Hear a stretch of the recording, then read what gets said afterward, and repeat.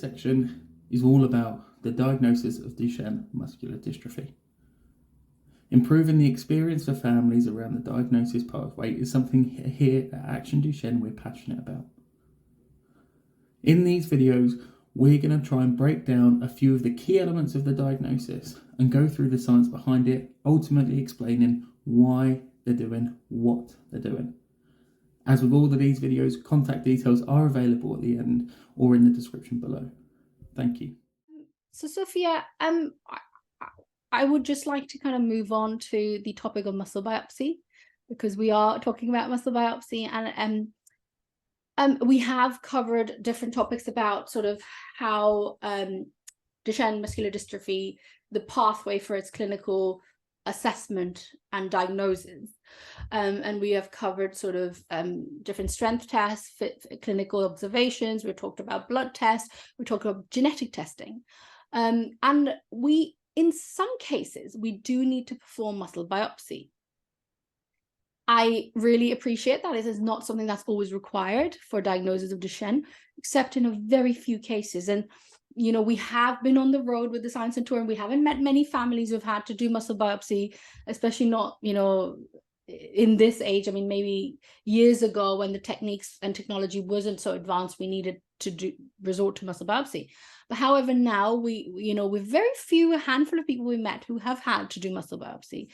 And can I just kind of understand why that is?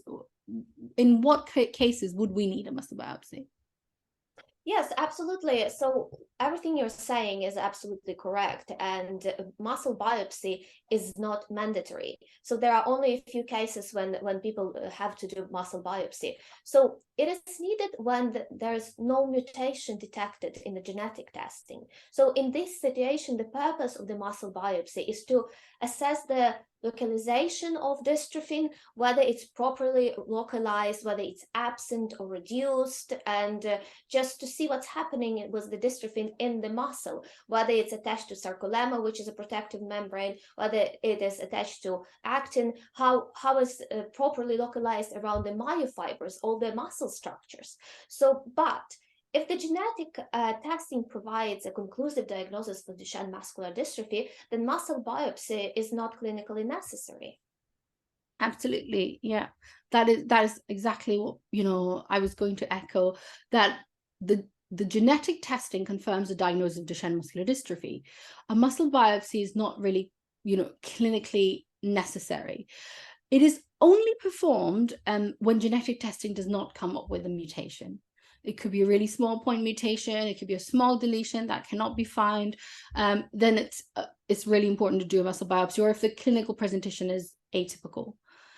So that's quite fascinating.